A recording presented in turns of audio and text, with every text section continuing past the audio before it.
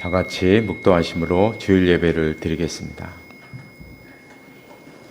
너희 모든 나라들아 여호와를 찬양하며 너희 모든 백성들아 그를 찬송할지어다.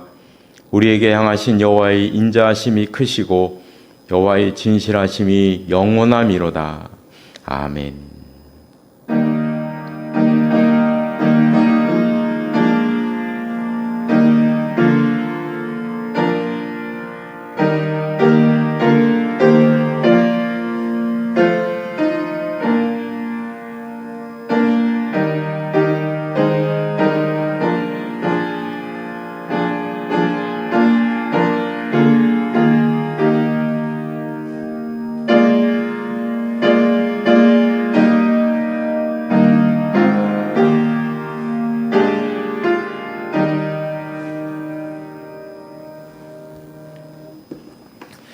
모두 일어나셔서 찬송가 31장 부르시겠습니다.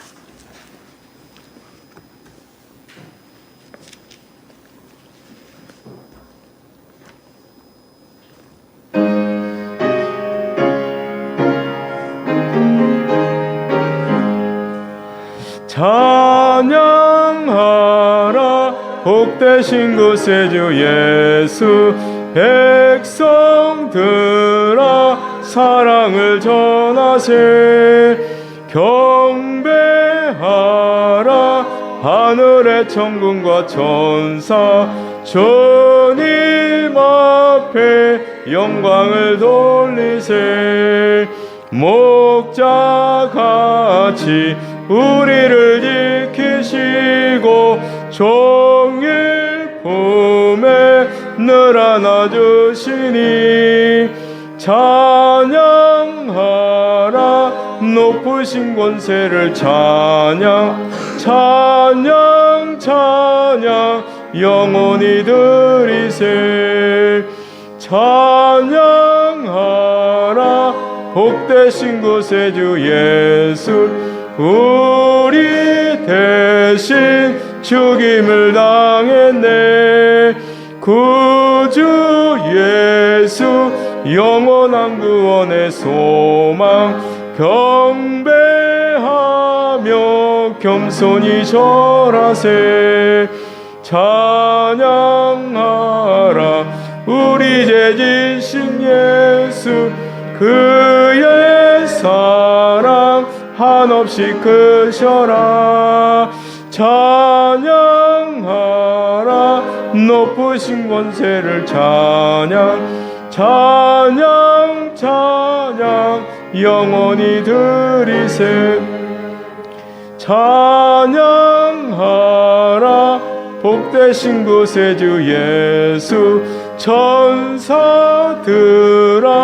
즐겁게 찬양해 구주 예수 영원히 다스리시니 멸류관을 주 앞에 드리세 구주 예수 세상을 이기시고 영광 중에 또다시 오시리 찬양하라 높으신 권세를 찬양 영원히 드리세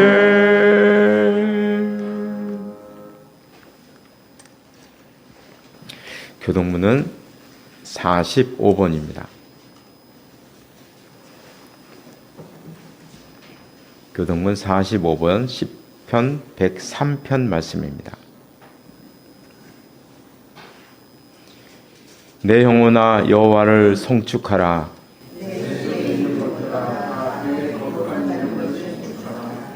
내 영혼아 여호와를 송축하며 그의 모든 은택을 잊지 말지어다.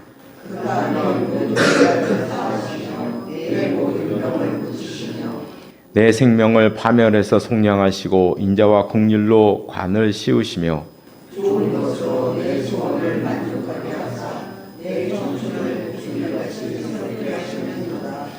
여호와는 긍휼이 많으시고 은혜로우시며 노하기를 더디하시고 인자하심이 풍부하시도다.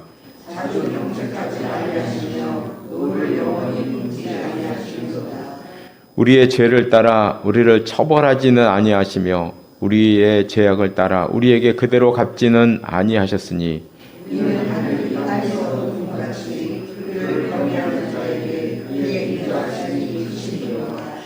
동이 서에서 먼 것 같이 우리의 죄가를 우리에게서 멀리 옮기셨으며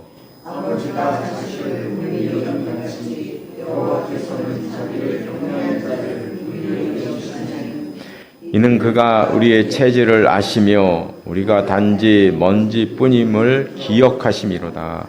아멘. 다 같이 사도신경으로 우리의 신앙을 고백하겠습니다.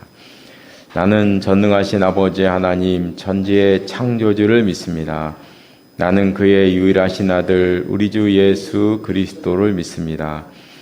그는 성령으로 잉태되어 동정녀 마리아에게서 나시고 본디오 빌라도에게 고난을 받아 십자가에 못 박혀 죽으시고 장사된 지 사흘 만에 죽은 자 가운데서 다시 살아나셨으며 하늘에 오르시어 전능하신 아버지 하나님 우편에 앉아 계시다가 거기로부터 살아있는 자와 죽은 자를 심판으로 오십니다. 나는 성령을 믿으며 거룩한 공예와 성도의 교제와 죄를 용서받는 것과 몸의 부활과 영생을 믿습니다. 아멘. 자리에 앉으시기를 바랍니다. 다 함께 기도하시겠습니다. 말씀으로 우주 만물을 창조하시고 섭리로 우리 인생을 주관하시며 인도하시는 하나님 아버지, 다사다난했던 2024년도도 다 보내고 마지막 주일을 맞이하여 저희들이 함께 모여 예배드릴 수 있도록 인도하시니 감사를 드립니다. 올 한 해에도 여러 가지 사건들이 이 땅에 있었지만 그 모든 일들 가운데서 하나님께서 저희를 지켜주시고 인도하셔서 오늘에 이르게 하셨으니 감사를 드리지 않을 수가 없습니다. 지금까지 지켜주신 그 하나님의 손길이 저희들의 삶 가운데 함께하여 주셔서 다가오는 새해에도 하나님의 은혜 가운데 머무르며 살아갈 수 있도록 함께하여 주시옵소서. 저희들은 각자의 삶의 현장 속에서 여러 가지 기도 제목과 문제를 안고 살아가고 있습니다. 하나님께 기도하고 간구할 때마다 저희들을 찾아와 주시고 응답하여 주시옵소서. 특별히 공부와 취업과 입학과 시험을 위해서 애쓰고 있는 자녀들이 있습니다. 그들을 기억하여 주시고 그 앞길을 열어주시고 평강의 복으로 함께하여 주시옵소서. 이 시간 저희들 하나님의 음성을 듣기를 원합니다. 그 말씀에 힘을 얻게 하시고 그 말씀에 힘으로도 새로운 한 해를 맞이할 수 있도록 함께하여 주시옵소서. 예수님의 이름으로 기도드리옵나이다. 아멘.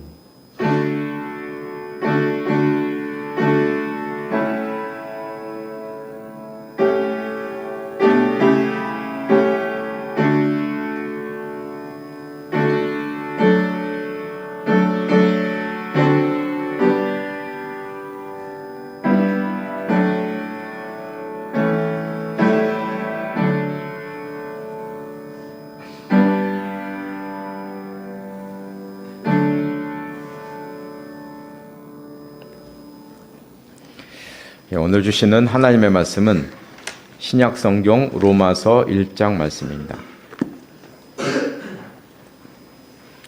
신약성경 로마서 1장 18절에서 25절 말씀까지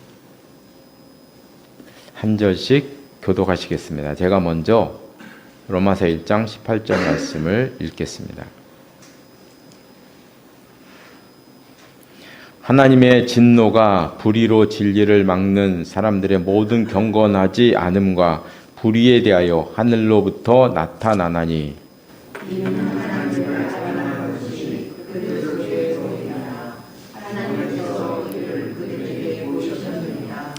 창세로부터 그의 보이지 아니하는 것들 곧 그의 영원하신 능력과 신성이 그가 만드신 만물에 분명히 보여 알려졌나니 그러므로 그들이 핑계하지 못할지니라. 하나님을 알되 하나님을 기도하며 감사하지도 아니하고 오히려 그 생각이 흥하였으며 미련한 마음이 어두워졌나니 스스로 지혜 있다 하나 어리석게 되어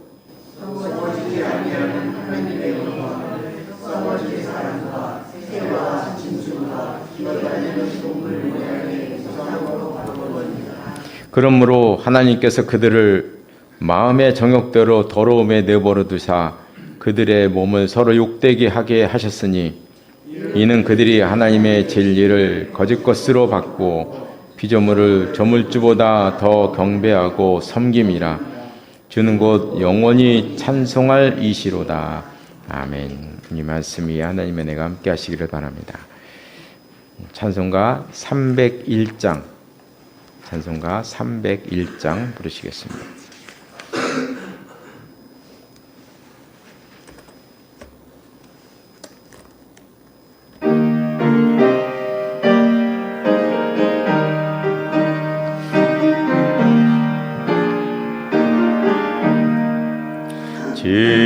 지금까지 지내온 것 주의 크신 은혜라.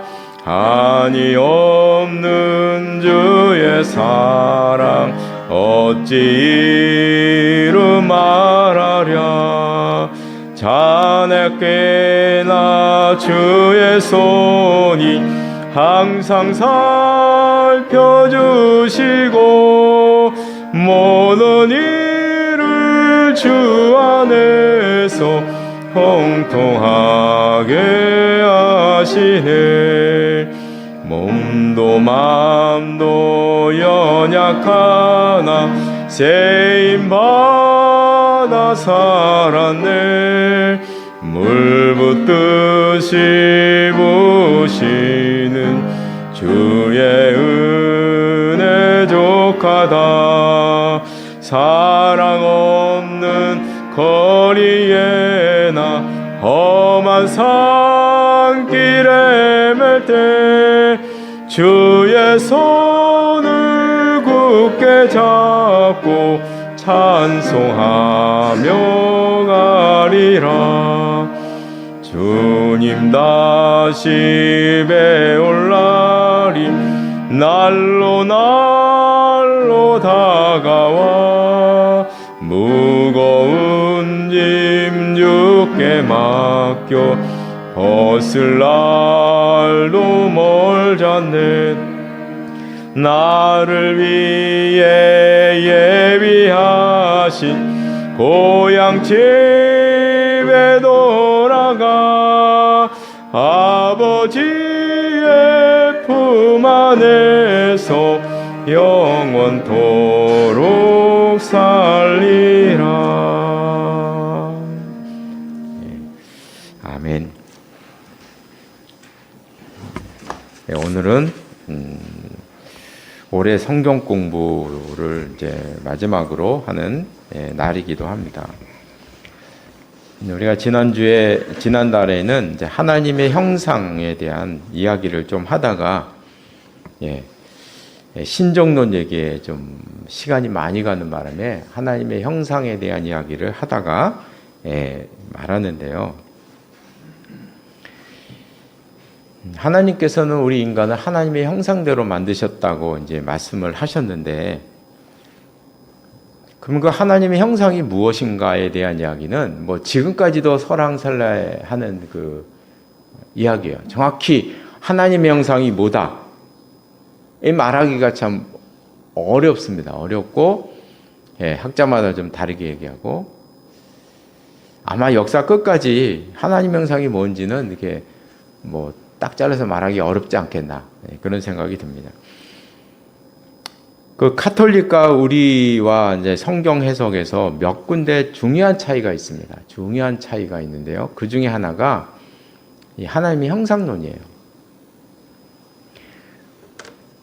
우리 창세기의 1장 26절에 보면 하나님이 이르시되 우리의 형상을 따라 우리의 모양대로 우리가 사람을 만들고 라고, 다른 구절은 모두 다 하나님의 형상을 따라 만들었다는 형상이란 단어만 나오는데, 딱 한 군데 1장 26절에만 형상을 따라 모양대로라는 단어 2개로 나와요. 다른 데는 다 형상으로만 나옵니다. 여기만 나와요. 그래서 천주교에서는 이걸 갖고 그렇게 이야기합니다. 형상과 모양은 다른 것이다. 이렇게 이야기를 합니다.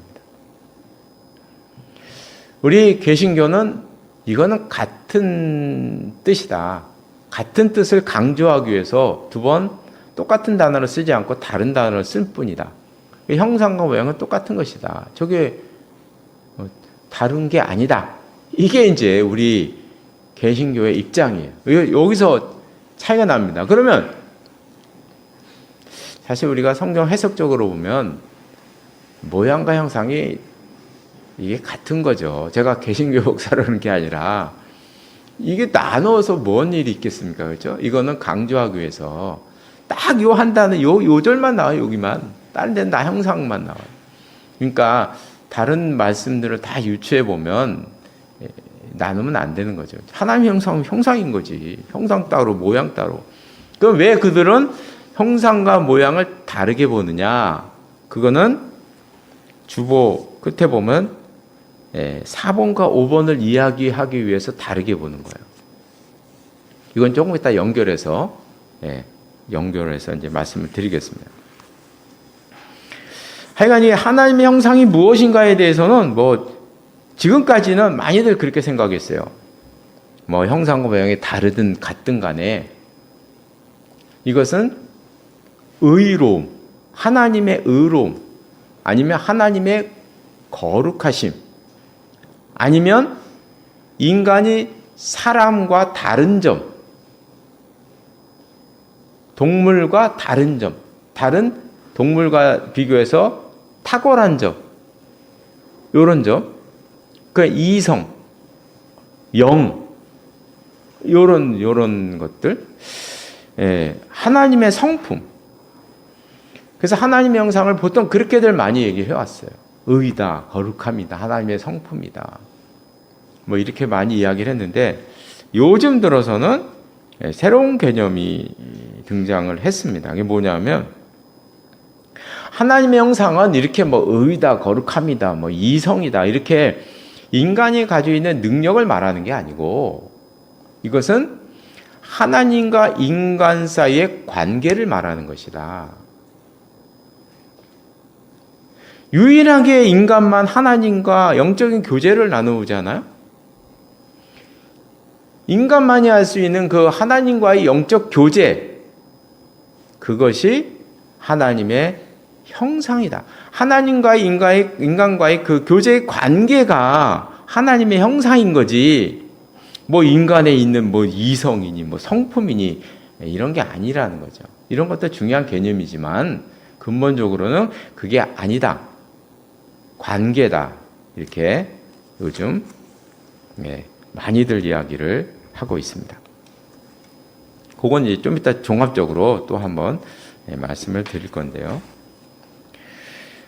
그 다음에 이제 첫 번째 죄의 의미에 대해서 이제 얘기를 해야 되는데, 왜 하나님의 형상과 죄의 의미가 이렇게 같은 단어에서 나오는 이유는 하나님의 형상으로 우리 인간을 만드는데 하나님의 형상이 깨졌기 때문에 죄가 들어왔다 이렇게 보는 거거든요. 그러니까 하나님의 형상론과 인간의 죄론은 뗄래야 뗄 수가 없어요. 하나님의 형상대로 만든 인간이 하나님과의 관계가 파괴되었기에 그 사이에 죄가 들어왔다는 것이죠. 그래서 인간이 죄인이 되었다. 그래서 죄와 하나님의 형상론은 이렇게 같이 나오는 단어인데요. 우리가 늘 성경을 볼 때 죄라는 것을 잘 생각을 하셔야 돼요. 보통 우리가 생각하는 죄는 상대적인 것입니다. 나라마다 다르고요, 시대마다 다릅니다. 그래서 조선시대의 죄였던 게 지금은 죄가 아닌 게 많죠. 엄청 많잖아요. 조선시대의 사람들 막 죄책감에 엄청 시달렸던 것들은 지금 우리는 죄책감을 안 갖는 것들이 많다는 얘기죠. 우리나라에서 막 죄책감을 가지고 죄라고 생각했던 것, 저 미국에 가면 아무것도 아닌 것들이 있어요. 죄라는 것, 악이라는 것, 죄책감 이런 것들은 다 우리가 알고 있는 건 다 상대적인 것입니다. 시대마다 변하는 것이고요. 다 달라지는 거예요. 그래서 예전에 제가 청년 때 진짜 많이 논의했던 거, 술, 담배가 죄냐. 그런 논쟁이 어디 있습니까? 그런 논쟁이. 그거는 상대적인 거죠. 그건 문화적인 거잖아요. 그죠? 절대적인 진리가 될 수가 없어요. 그런 것들은요. 그냥 상대적인 것들은 상대적인 것들. 그 예전에 아주 세계적으로 유명한 몰트만이라는 그 신학자가 있습니다. 정말 20세기 최고의 신학자를 꼽으면 그분의 이름이 딱 등장을 해요. 그렇게 유명한 분입니다. 그렇게 유명한 분인데 그분이 하루는 한국교회에 왔어요. 그러니까 한국교회 그 교단의 총회장들과 신학교 총장들 다들 이제 공항에 마중 나갔죠. 왜요? 지금 살아서 마지막으로 볼 수밖에 없는 그분이 오셨으니 마중 나가야죠. 그래서 다들 기다리고 있는데 그분이 비행기에서 내려서 이제 또 올라오는데 입에 시가를 딱 물고 걸어 나오더라는 거죠. 그러니까 한국교회 총장님들과 총회장님들이 그 자리에서 놀래버렸다는 거 아니겠어요? 그건 다 문화적인 것입니다. 그것 갖고 죄니 안 죄니 이게 따질 수가 없는 거죠.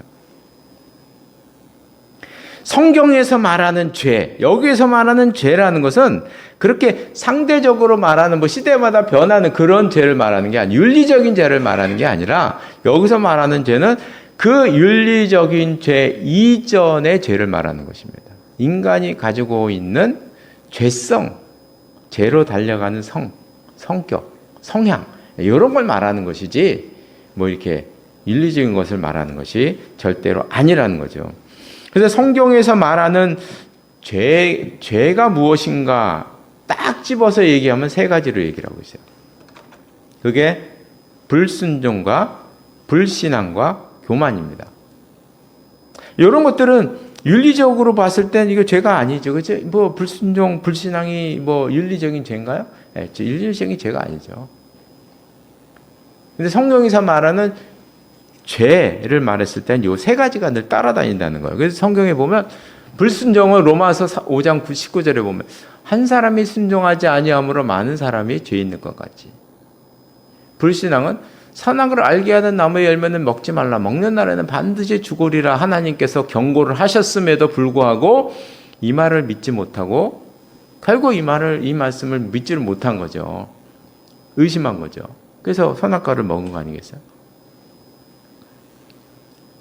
근데 이제 이 세 가지를 가만히 보면 사람이 불순종하게 되고 불신앙적이 된 이유는 무엇이냐? 그럼 근본적으로 그게 바로 교만이다. 이게 교만이다.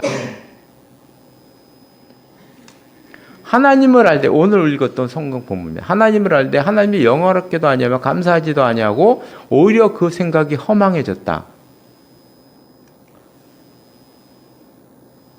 그러니까 이제 하와가 선악과를 먹은 하와와 아담이 선악과를 먹은 사건을 어떻게 해석을 할 수 있냐면 이렇게 해석할 수 있어요. 그러니까 선악의 입법자, 그걸 구별하시고 이게 선이고 악이다라는 것을 정하시는 분은 하나님이신데 그 선악과를 먹었다는 것은 자기가 선악의 판단의 기준을 만드는 존재라는 것을 알리는 사건이었다. 말이 어렵죠, 그죠? 예, 그렇게. 그러니까 교만이라는 것은 한마디로 말하면 하나님 같이 되고자 하는 속성, 그걸 말하는 거예요. 욕망. 하나님처럼 되고자 하는 욕망. 인간의 선악의 입법자는 하나님이신데 자기가 선악의 기준이 되고자 하는 욕망, 그게 인간에게 있다는 거예요. 그러니까 우리 인간에는 로마서 오늘 읽었던 본문에 보면 하나님을 알만한 것이 우리 인간에게는 다 있다는 거예요. 천하 만물에도 있다는 거예요, 다. 그래서 우리는 인간적인 속성으로 신을 찾아가는 욕망이 누구에게나 종교의 씨가 있다는 거죠. 다 알만한 게 있어요. 다 알아요. 그런데 인간은 스스로 자기가 신이 되고자 하는 욕망 때문에 결국에는 어떻게 되느냐? 하나님을 찾아가지 못하고 우상을 만들고 버러지 우상을 만들었다. 하나님을 버러지 우상처럼 만들었다. 이렇게 오늘 성경 본문이 그렇게 우리에게 알려주고 계시는 거죠. 그래서 죄의 의미, 성경에서 말하는 죄의 의미, 셋 중에 하나를 꼽으라면 교만입니다. 그래서 우리가 이 교만이라는 건 우리가 보통 인간 사회에서 교만하다, 거만하다, 이 거만하다 이렇게 생각하죠. 이 성경에서 말하는 교만은 그런 게 아니에요. 하나님처럼 되고자 하는 욕망을 말하는 거예요. 이게 교만이에요. 그러니까 우리 인간의 죄의 가장 그 밑바닥 뿌리, 아담과 하와에게서부터 시작됐던 그 뿌리는 바로 하나님처럼 되고자 하는 욕망이다. 이렇게 우리가 표현할 수 있어요. 그 욕망 때문에 결국 불신앙하게 됐고 불순종하게 되었다. 성경에서는 이렇게 말씀하고 있습니다. 이런 죄의 결과는 어떻게 됐느냐? 영적인 죽음을 맞이했는데 하나님과의 교제가 상실되었고 죄의 노예가 되었다. 그러니까 예전 하나님의 형상이면 의다, 하나님의 성품이다, 거룩합니다. 이런 관점에서 봤을 때는 그게 파괴되어서 죄의 노예가 된 것이고, 새로운 개념으로 하나님과의 관계다 이렇게 말할 때는 하나님과의 관계가 등이 돌려졌기 때문에 하나님과의 교제가 상실된 거죠. 그렇게 우리가 이제 표현되는 거예요. 요즘은 죄의 결과는 무엇이냐? 하나님과의 교제가 상실되었다. 교제가 끊어졌다. 이렇게 이제 우리가 죄의 의미를 표현하는 거예요. 표현합니다. 두 번째는 이제 죄의 유전입니다. 제일 어려운 게 2번입니다. 이건 제일 어려운 부분이에요. 죄가 유전되었다. 이것을 우리가 성경 말씀을 한번 로마서를 볼까요? 5장, 로마서 5장 245쪽에 있습니다. 신약 성경 245쪽에 보면 나와요. 5장 12절.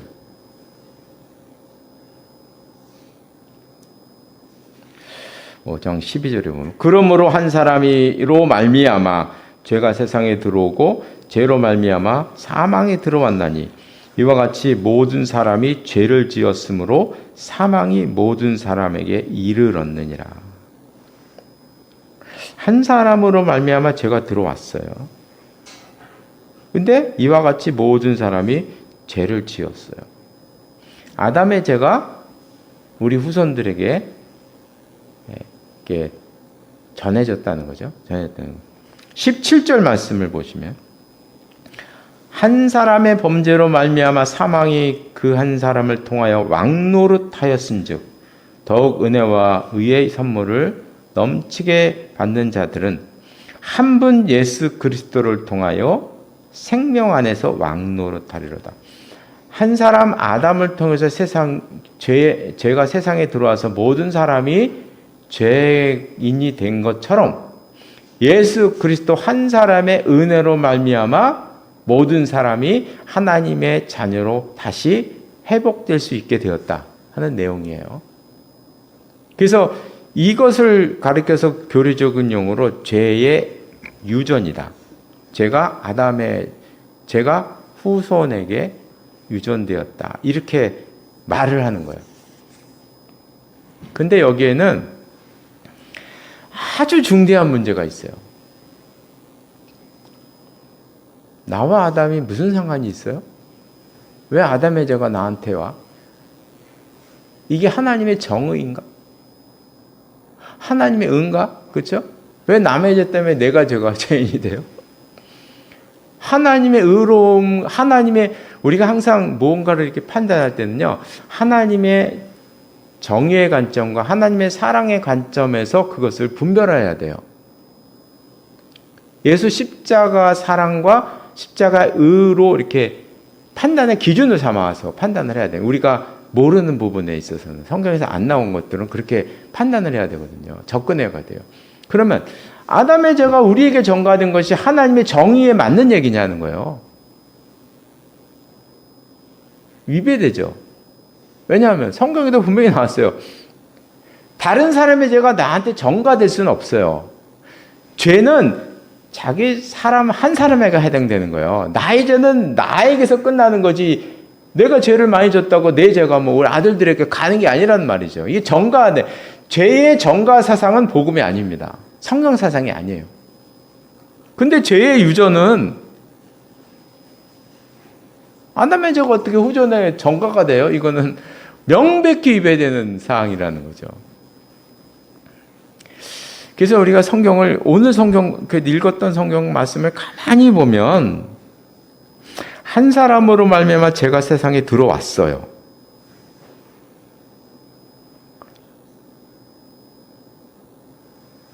죄로 말미암아 사망이 들어왔고 이와 같이 모든 사람이 죄를 지었으므로. 아담의 죄가 우리에게 들어온 과정이 설명이 안 돼요. 성경에서는. 그 과정이 설명이 안 돼 있어요. 그래서 사람들은 이게 유전되었다 이렇게 말하지만 유전된 과정이 성경에는 표현이 안 돼 있다는 거죠. 과정이. 어떻게 유전되었는가. 이게 성경에 설명이 없어요. 그래서 우리가 뭐 가장 존경하는 신학자 칼빈이 이 부분에 대해서 어떻게 얘기했냐면 이렇게 얘기했어요. 유전은 받아들이나 설명하는 데 난점이 있다. 칼빈도 이렇게 얘기했어요. 설명이 안 된다는 거죠. 설명이 안 돼요. 유전은. 유전이란 단어를 딱 쓰면 설명이 안 돼요. 왜냐하면 죄가 정가되는 것은 복음에 위배되는데 남에서부터 소경으로 태어난 사람을 보고 제자들이 예수님께 물어봤잖아요. 누구의 죄입니까? 자기 죄입니까? 부모의 죄입니까? 예수님이 말씀하셨잖아요. 누구의 죄도 아니다. 누구의 죄도 아니다. 이게 성경의 사상이에요. 정가되는 게 아니란 말이죠. 그러니까 칼빈도 여기에 이제 고민을 하고 있는 거예요. 설명하는 데 난점이 있다. 그리고 칼 바르트라는 신학자는 이렇게 얘기해요. 예수님 한 사람의 속죄로 모든 사람이 속죄되었다. 그러므로 아담의 죄가 모든 사람에게 영향을 미친다는 것은 틀린 것이 아니다. 그게 이렇게 적극적으로 대답을 안 해요. 이 부분에 대해서는 적극적으로 대답을 안 하고 소극적인 대답만 해요. 설명하는 데 난점이 있다. 그리고 예수님을 통해서 모든 사람이 구원에 이를 수 있는 것처럼 한 사람의 죄로 인한 모든 사람이 죄인 될 수 있다는 게 틀린 얘기는 아니다. 이렇게 얘기를 하는 거예요. 틀린 얘기는 아니다. 이렇게 얘기하지 이게 이거다 이렇게 말을 하지 않아요. 성경에서도 그래서 유전이라는 말을 쓰면 안 될 것 같아요. 제 생각에는. 이게 유전이라는 말을 쓰면 안 됩니다. 유전, 그럼 이거 DNA가 막 전달되는 것처럼 이렇게 내 안에 아담 안에 뭐가 성량이 있어서 거기 나한테 이렇게 들어오는 것처럼 여기게 되잖아요. 그죠? 그럼 이건 전가죠. 그래서 유전이라는 말을 쓰면 안 될 것 같아요. 근데 교리적으로는 유전이라는 말을 써요, 지금. 근데 저는 쓰면 안 될 것 같아요. 이건 설명이 안 됩니다. 그래서 이런 문제가 나올 때는 제가 늘 가끔 말씀드리지만 그냥 칼빈과 칼바르트도 그 설명을 못한 부분이니 그냥 여기에서 딱 접어두고 넘어가자. 더 이상 설명하면 문제가 생깁니다. 이건 더 이상 설명하면 문제가 돼요. 그러니까 그냥 칼빈의 말씀대로 설명하는데 난점이 있다. 이 정도까지만. 성경에도 안 나와요. 정확하게. 어떻게 이렇게 된 건지가 안 나와요. 성경이 정확히. 그러니까 요 정도까지만으로 넘어가는 것이 좋습니다. 그럼 요건 요까지만 이렇게 말씀을 드리고요. 그 다음에 이제 3번은 나중에 설명하고요. 그 다음으로 넘어가서 하나님의 형상은 남아있는가라는, 이건 이제 복잡한데요. 딱 두 가지만 할게요. 카톨릭과 루터. 카톨릭은 남아있다. 루터는 안 남았다. 하는 것입니다. 아까 우리가, 형상과 모양을 카톨릭이 나눈 이유는 이것 때문입니다. 모양은 파괴되었으나 형상은 남았다고 얘기를 합니다. 이게 카톨릭의 입장이에요. 형상은 남았다. 형상은 다 파괴된 것이 아니다. 남았다. 이게 중요한 거예요. 그러나 우리는 같은 거로 보는 거예요. 이건 같은 것이다. 그래서 아담으로 말미암아 하나님의 형상은 파괴되었다. 이게 루터의 입장이고 우리 개혁교회 전통의 입장입니다. 약간 달라졌는데 뭐 전통 입장하고 같다고 볼 수가 있어요. 그럼 이것이 왜 중요하냐면 그 다음 문제 때문에 그래요. 제가 몇 주 전에 구원의 세 가지 이론에 대해서 제가 말씀드렸어요. 하나, 첫 번째 이론은 등산 이론이잖아요. 제 팔봉에 가려면 A라는 길이 있고 B라는 길, C라는 길, D라는 길이 있다. 모든 종교는 결국 다 목적지에 올라가는 것이다. 다원주의의 이론이죠. 그건 계단 이론이죠. 이건 카톨릭의 이론입니다. 맨 위에 천주교가 있고 그 다음에 개신교가 있고 그 다음에 유대교가 있고 그 다음에 불교가 있고 그 다음에 이슬람이 있고 이렇게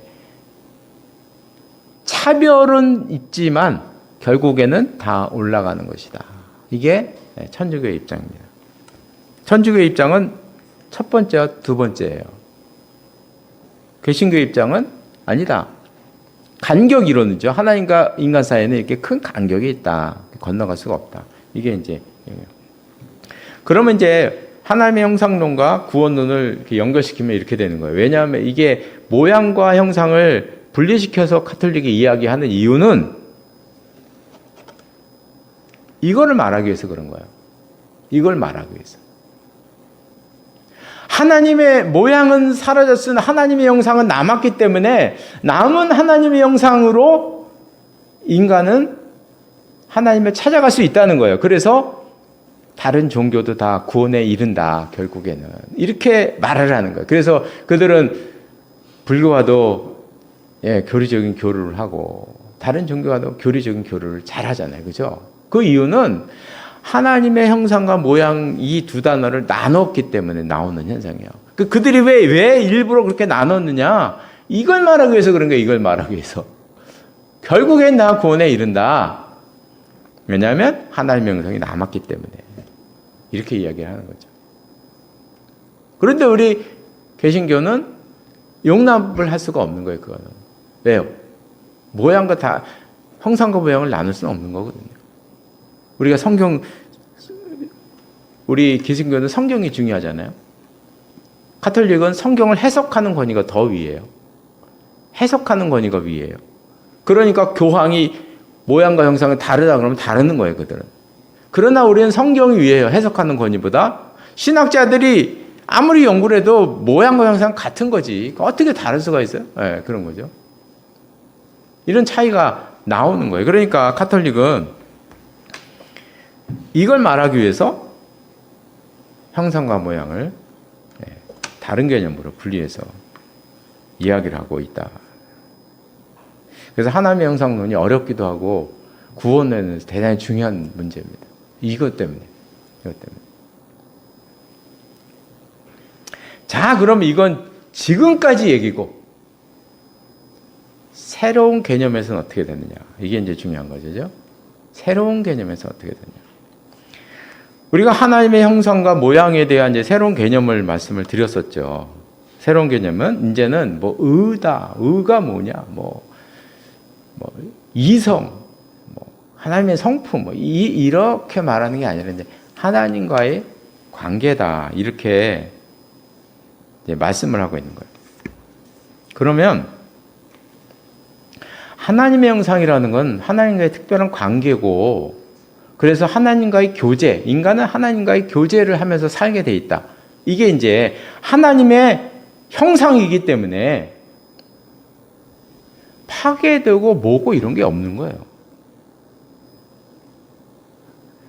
뭐 형상이 파괴되니 연애 이건 의미가 없는 거예요. 이런 거는요. 하나님의 교제가 중단됐다는 거죠.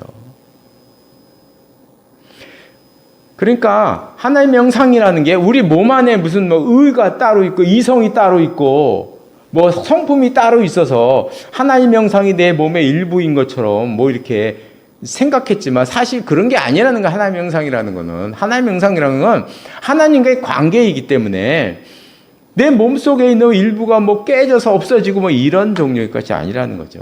하나님의 교제가 중단된 거지, 형상이 파괴되고 뭐 이런 종류의 이야기가 아니라는 거죠. 이전의 모든 걸 다 뒤집는 결과가 일어나는 것입니다. 그럼 도대체 왜 이런 새로운 개념이 탄생했느냐? 오늘은 그것만 이야기하고 마칠게요.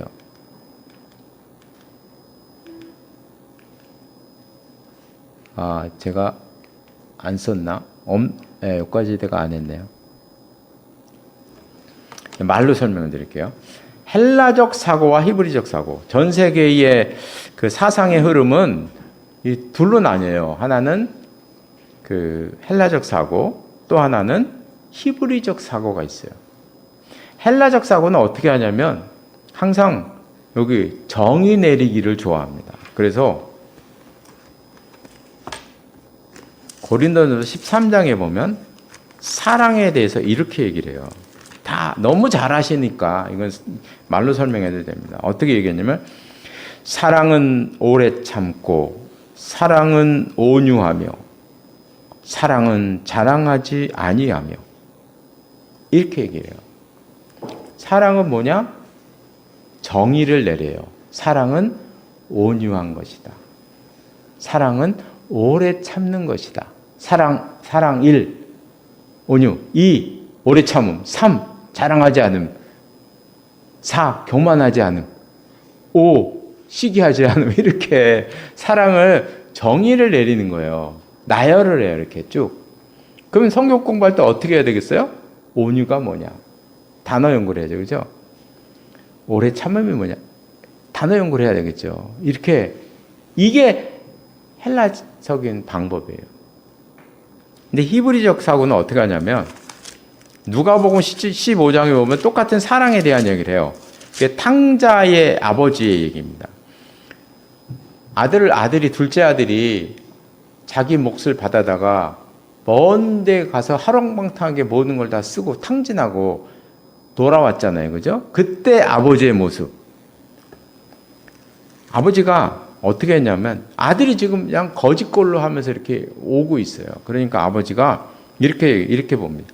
이에 일어나서 아버지께로 돌아가니라. 그러면서 이렇게 막 와요. 근데 아버지가 아직도 거리가 먼데, 지금 둘째 아들이 저기 멀리서 오는 게 언덕바위에서 아직도 거리가 멀어요. 그게 아들인지 아닌지 잘 몰라요. 그런 정도로 머리가 먼데 아버지가 그를 알아보고 달려가서 끌어안고 막 목을 안고 막 입을 맞춰요. 그러면서 아들에게 이렇게 얘기해요. 아들이 나는 이제 아버지의 아들이 아닙니다. 난 종입니다. 이러니까 이제 아버지가 하는 얘기가 제일 좋은 옷을 내어다 입히고 손에 가락지를 끼우고 발에 신을 씻겨라. 그리고 살찐 송아지를 끌어다가 잡으라. 우리가 먹고 즐기자. 왜냐? 이 내 아들은 죽었다가 다시 살았으면 내가 잃었다가 다시 얻었노라. 이 아버지 모습에서 우리는 사랑을 눈으로 그립니다. 그렇죠? 사랑을 묘사하고 있어요. 히브리적 사고는 사랑을 묘사합니다. 헬라적 사고는 사랑은 1, 온유, 2, 오래 참음, 3, 시기하지 않음, 이렇게 얘기를 해요. 그런데 히브리적 사고는 그렇게 얘기를 하지 않아요. 아버지의 모습을 통해서 온유가 무엇인지, 오래 참음이 무엇인지, 시기하지 않음이 무엇인지, 사랑이 무엇인지 아버지의 모습으로 그리고 있다는 거죠. 그리는 거예요. 이렇게 쫙. 그리고 이야기로 그려나가죠.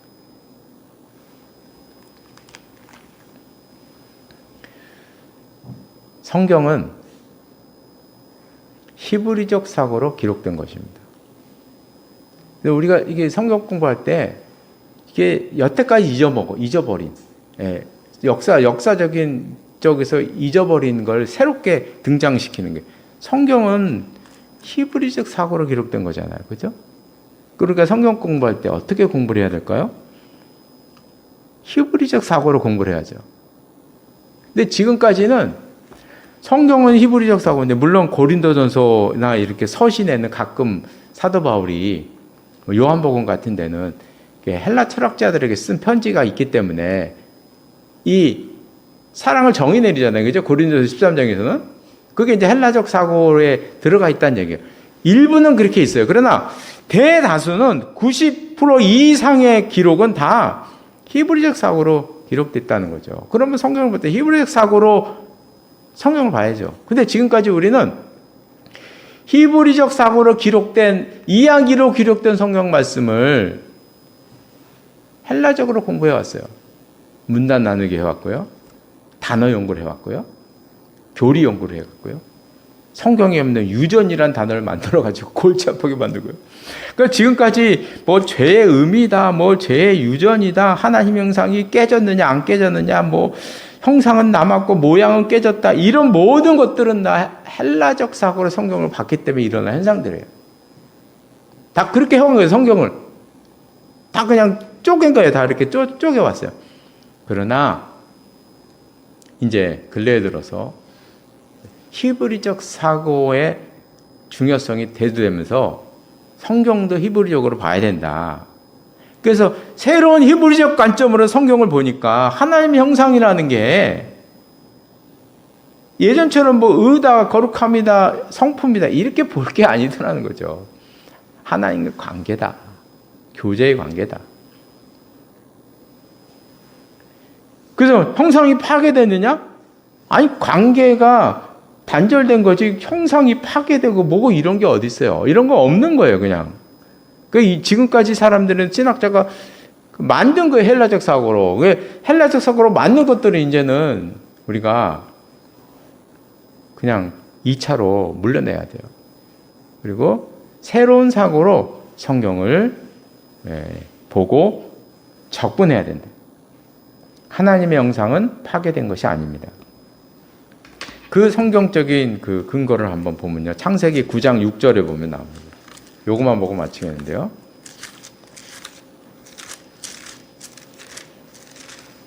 (9장 6절) 말씀을 보면요.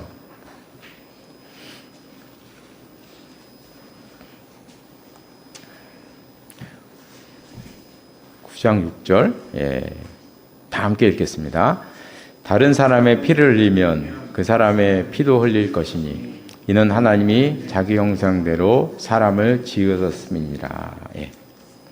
창세기 9장의 시점은 지금 아담과 하와가 선악과를 따먹고 인간이 너무나 타락해서 하나님이 노아를 선택하셔서 이 세상을 물로 심판하신 이후의 말씀이에요. 그러니까 인간의 사회가, 인간이 타락을 해서 완전히 죄 가운데 살았던 시대에 하나님이 하신 말씀이 이는 하나님이 자기 형상대로 사람을 지으셨기 때문에 다른 사람의 피를 흘리지 말라. 이 말씀은 사람을 하나님의 형상으로 죄를 지은 이후에도 하나님의 형상대로 인정하고 있다는 얘기죠. 그렇죠? 하나님이 인정하고 계시잖아요. 그래서 우리가 오늘 참 어렵고 힘든 얘기를 했는데요. 기존의 것들을 2차로 물리고 이제는 새로운 관념을 가지고 하나님의 형상은 하나님과 인간의 새로운 관계다. 그 교제의 관계다. 죄로 인하여 그 교제가 지금 중단되었는데 예수 그리스도로 말미암아 그 교제가 다시 새롭게 이어지게 되었다. 이것이 성경에서 말씀하고 있는 이야기다. 히브리적 이야기의 핵심 내용이다.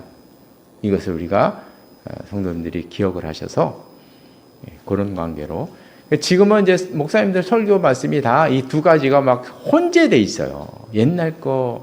옛날엔 배웠던 그 히브리적 그 헬라적 사고에서 나왔던 그 성경 공부 교리와 요즘 나오는 뭐 관계 교제 뭐 이런 얘기가 지금 막 메시지에서 섞여 들어가요. 섞여 나와요. 막 섞여. 어떨 때 이렇게 하고 어떨 때 이렇게 하고 그래야죠. 헷갈려요, 막. 뭔지를 몰라요, 지금. 주소가 없어요. 근데 이제 이 주소는 헬라적 사고와 히브리적 사고를 분리하면서 그 주소를 찾아낼 수가 있는 거예요. 그러니까 그렇게 해서 우리는 이제 새로운 관점을 가지고 하나님과 우리 사이의 관계를 회복해 나가는 우리 모두가 되시기를 바랍니다. 참 재미없죠, 그렇죠? 재미없어도 해야 되는 걸 어떻게 하겠어요? 우리 현 주소를 알아야 되니까. 그렇게 생각을 하셔서 생각을 정리하시는 우리 모두가 되시기를 바랍니다. 기도하시겠습니다. 하나님 아버지, 하나님의 형상대로 우리 인간을 만드셨는데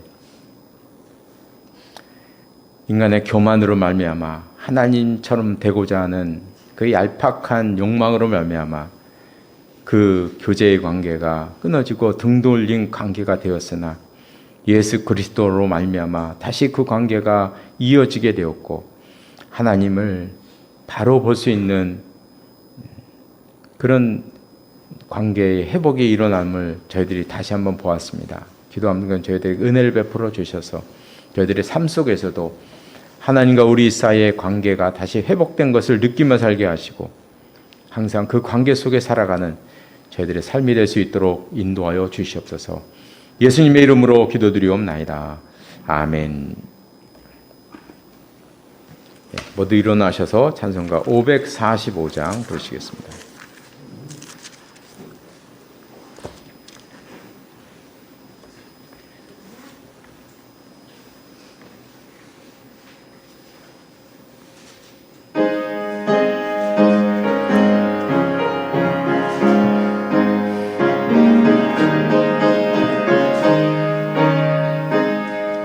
이 눈에 아무 증거 아니외여도 믿음만을 가지고 선을 걸으며 이기에 아무 소리 아니 들려도 하나님의 약속 위에 서리라.